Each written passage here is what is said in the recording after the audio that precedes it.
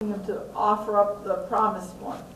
And so, I mean, he's got to have an awful conflict going on. He does.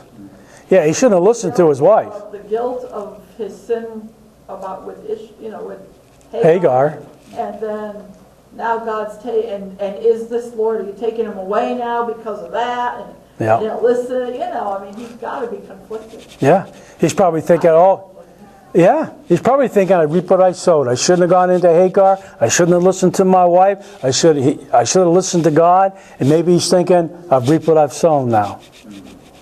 Now I got to give up my son because I sinned against God when I went into Hagar and Ishmael was born. Yeah, he's got to be thinking that. Yep. Notice there are three things in Genesis 22 that's interesting. He was asking Abraham, verse 6, to take fire and a knife. We read of a fire. He's going to build a fire, altar, and a knife. And then in verse 9, we see the word altar. These three things speak to what it would mean to offer Isaac as a burnt offering. Abraham's realizing, holy cow, I got to build an altar. I'm going to put wood on it. I'm going to kill my son and then put him on the wood and then burn him up. Oh man, I can't imagine what's going through his mind. What about his son? What was in his mind? It doesn't say. That's right. With theologians, Isaac wasn't a baby. he wasn't a baby. They think he was between 15 and 18 years old. He wasn't just old enough to overpower Abraham. Yeah, he wasn't a baby. So he had to have been obedient as well. Yeah. You see, the sacrifice of a burnt offering, people, you don't realize, to show you how, with the emotion this Abraham must have went through, we see the altar, we see the burnt offering, right? But do you realize what they did to the lamb that they slain? Anybody that was slain on an altar, the first thing they did, they slit the throat. So he could bleed out. Abraham, God is saying to Abraham, I want you to slit your son's throat so he bleeds out.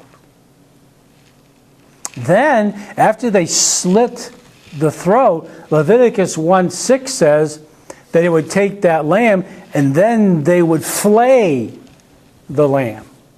They would flay it. In other words, they would take the skin off.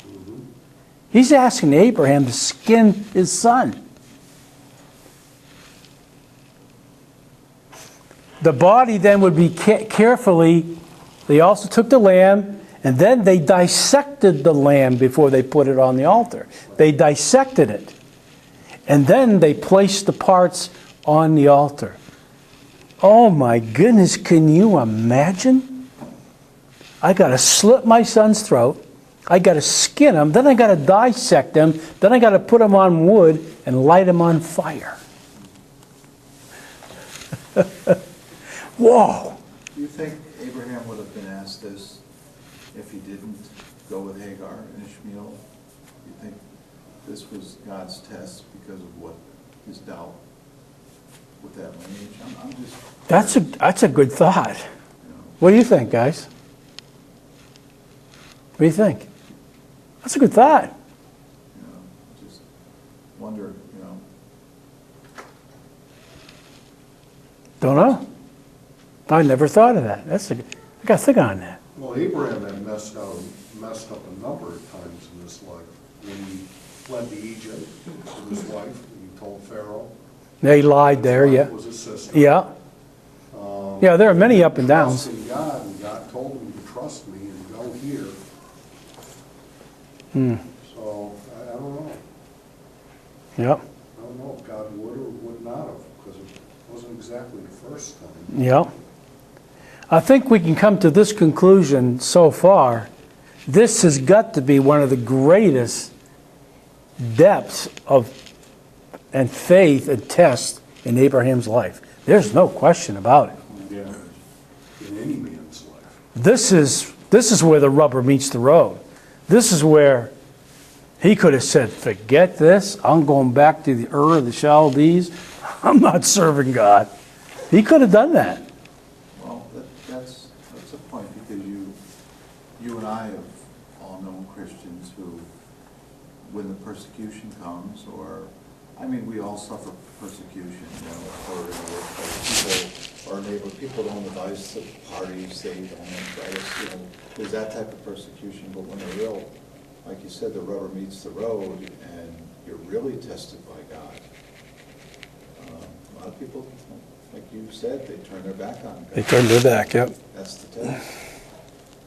Now, Yeah. another thing to consider is that while Abraham was living, we don't know really, because the Bible doesn't say it anywhere, what kind of, I don't know if there was anything written about God. I don't know if there were stories maybe told since Adam. Oh, by then there was.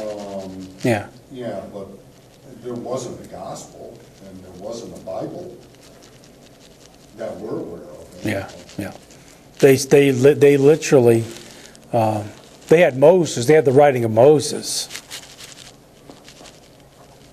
Because Abraham wouldn't know how to do the altar if it wasn't for the writings of Moses. They had the Pentateuch.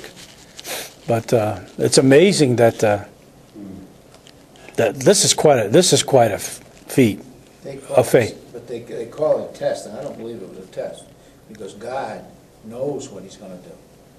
God knows what he's going to do. What he's doing is, he's teaching Abraham the strength that he has inside of him to do what he's supposed to do. That's a good point. No, that's a very good. That's a very good point. Yep, God knows, yep. Let me give you this question. What if God asked you or I to give something up, leave something or someone? What if God asked you to give him your Isaac, that which is dearest and nearest to your heart? Would we obey? He could have my Subaru.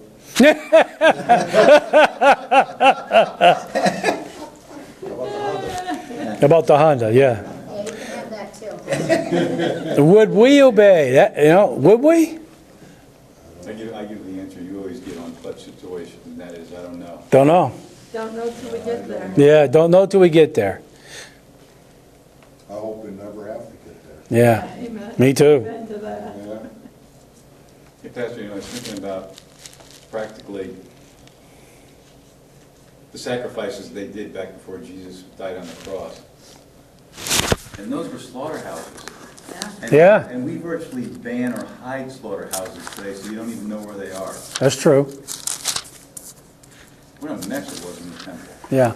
Oh, and it stunk. Yeah. Yeah, it stunk. You remember, they offered up thousands of animals a day. Right. Yeah. Yeah. Yeah. The test is, would we obey? Would you obey? Yeah. Oh, yeah. Yeah. God asks us to do those things, though, from time to time. I think the closest I've ever had in my life was when Bethany caught cancer. I know I was struggling. 3 years old, she caught cancer, and we didn't know if she was going to live or die. When I came home, she was at the hospital. I left her there because I had to preach Sunday. And I came home that night, and I said, Lord, I can't believe this. I was angry, number one. I said, why don't you give it to me? Why didn't you give the cancer to me? She's just a baby. And I struggled that night. God and I kind of had a battle. And I said, Lord, I'll do anything if you take this away. I'll quit the ministry. I'll quit. I don't care. And at the end of my struggle, it was hard for me. The hardest thing is when I said to the Lord, if it means that I grow spiritually, and if good comes out of this, I'm willing to give up my daughter. If this is a test for me to see if I would be upset or if I would call it quits,